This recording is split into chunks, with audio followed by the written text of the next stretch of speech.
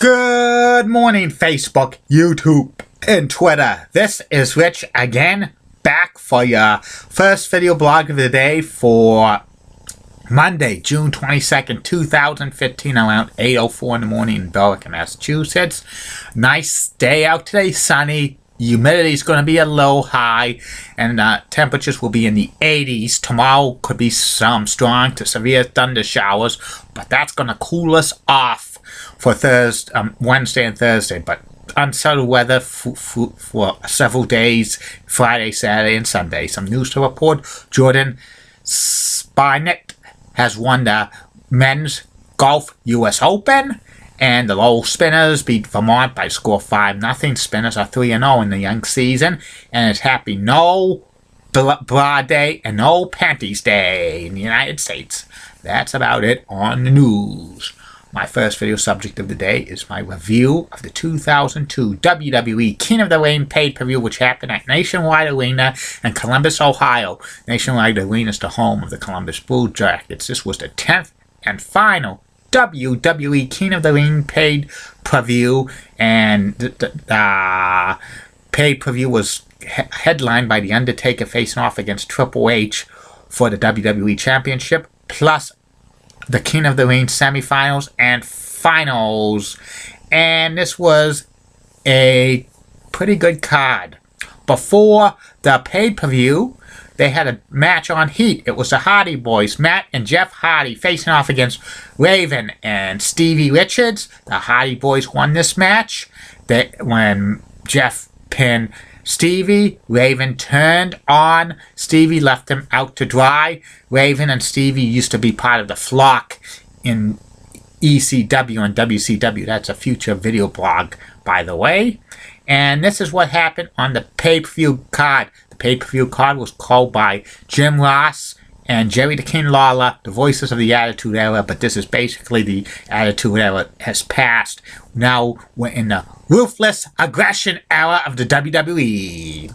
And this is what happened on the pay-per-view for the King of the Ring. The first match was the semifinal match of the King of the Ring tournament.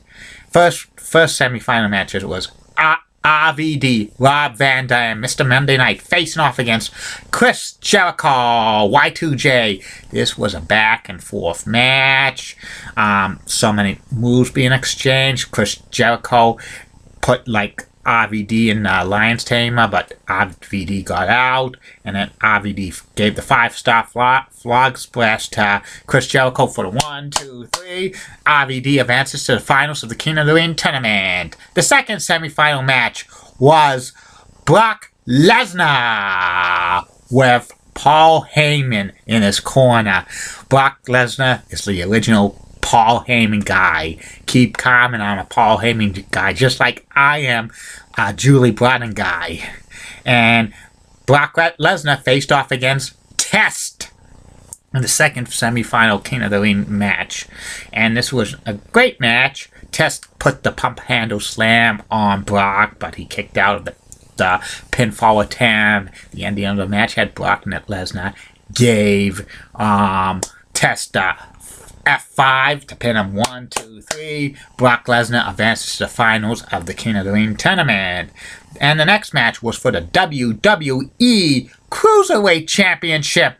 It was the challenger Jamie Noble with Nydia facing off against the Cruiserweight champion at the time, the Hurricane. Stand back! There's a hurricane coming through, and the storyline said that the Hurricane and Nydia were like boyfriend and girlfriend, but Nydia turned on the Hurricane, and her new boyfriend was Jamie Noble, and this was, a decent Cruiserweight match. Hurricane gets the advantage, tries to pin Jamie Noble with his foot on the ropes, even though the Hurricane's a face and Noble's a heel. He was trying to use heel tactics, but Nydia, took the legs off, took the Hurricane's legs off the rope, and then the Hurricane tried to get Nydia, but Jamie Noble distracts. The Hurricane rolls him up using leverage for 1, 2, 3. Jamie Noble's the new WWE Cruiserweight champion.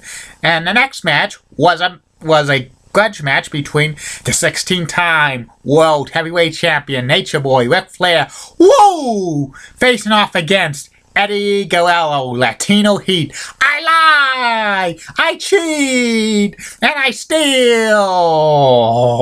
This was a very great match and stuff. There was so much interference. Chris Benoit, the Crippler, comes in and puts a cross face on Flair, where the referee was knocked out, but then Bubba Ray Dudley comes in and gives a 3D to Benoit and Guerrero, and Ric Flair pins Eddie for the 1, 2, 3. This was a great match. The next match was for the WWE Women's Championship.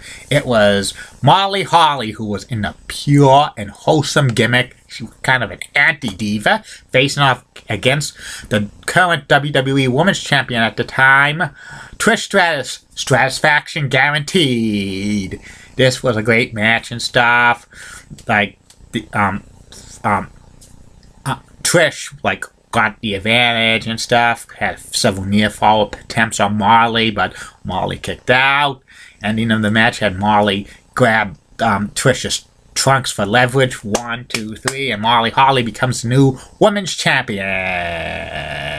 The next match was another grudge match. It was your Olympic hero, Kurt Angle, facing off against Hollywood Hulk Hogan. The month before, Kurt Angle got his head shaven by Edge, so he was bald, but he used a toupee in the match, a wig and stuff like that, and he wrestled Hogan with the wig for a few minutes, but Hogan takes off the wig and shows the bald head of Angle. Pretty funny and stuff, and there was a back and forth match. Angle kicked out of Hogan's leg lock, but eventually Kurt Angle got Hogan in the ankle leg submission, and Hogan tapped out. Hogan did the job for Kurt Angle, which was appropriate. And the next match was the finals of the WWE King of the Ring tournament for 2002. It was Brock Lesnar with Paul Heyman against Rob Van Dam, RVD, Mr. Monday Night. Special stipulation for this King of the Ring: whoever won the King of the Ring in 2002 will get an automatic WWE title shot at SummerSlam 2002. And this was a great match, back and forth. RVD hits Brock with the 5-star flag splash, but Brock kicks out. And the ending had Brock give RVD the F5, and Brock pins RVD 1, 2, 3. And Brock Lesnar is the 2002 WWE King of the Ring, and he's the #1 contender for the WWE Championship.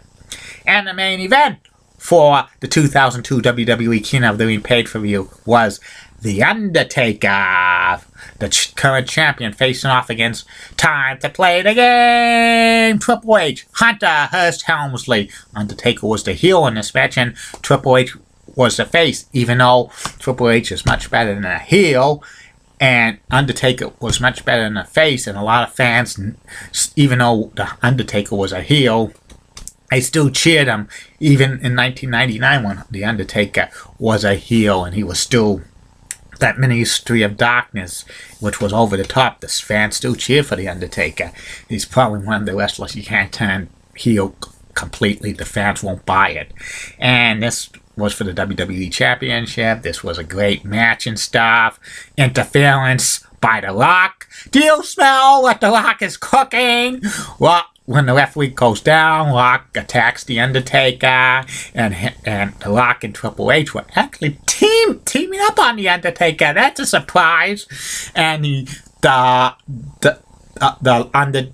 Rock has a chair for The Undertaker. Undertaker ducks, and The Rock hits Triple H by mistake. The Undertaker knocks out The Rock, and The Undertaker gives Triple H the last ride, the power bomb. He couldn't use the tombstone pile driver at that time because WWE was, eliminating pile drivers from moves because of injuries. And The Undertaker beats Triple H for 1, 2, 3, but afterwards, to retain the WWE title, but afterwards The Rock comes up and gives the rock bottom to The Undertaker, and then delivers the people's elbow to the Undertaker. And Rock says, he goes, "It doesn't matter what your name is," and stuff like that. Rock was coming back from filming a movie. And this King of the Ring pay-per-view was pretty awesome. I give it a 7 out of 10. And some solid matches with The Undertaker Triple H match, and Brock Lesnar beating RVD was a great match. And also the women's match was solid, and Kurt Angle facing off against Hulk Hogan was great. Jamie Noble and the Hurricane was great, and Ric Flair and Eddie Guerrero's match was great. The two semifinals King of the Ring were decent and stuff, but they weren't things to write home about. And I'm very surprised that WWE stopped doing King of the Ring pay-per-views after 2002 and stuff, but they were starting a brand extension at this point, Raw and SmackDown. So Raw and SmackDown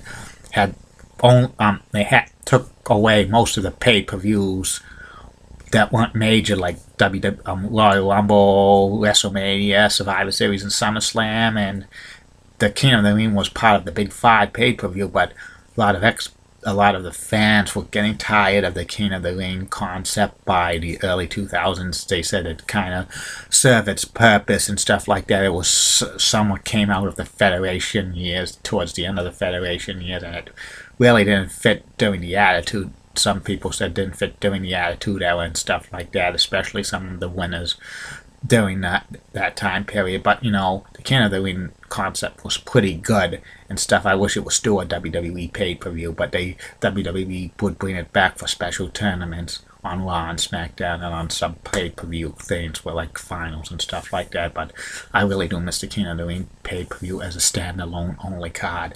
Maybe it would turn one of these days on the WWE network and stuff permanently. And that's about it on that.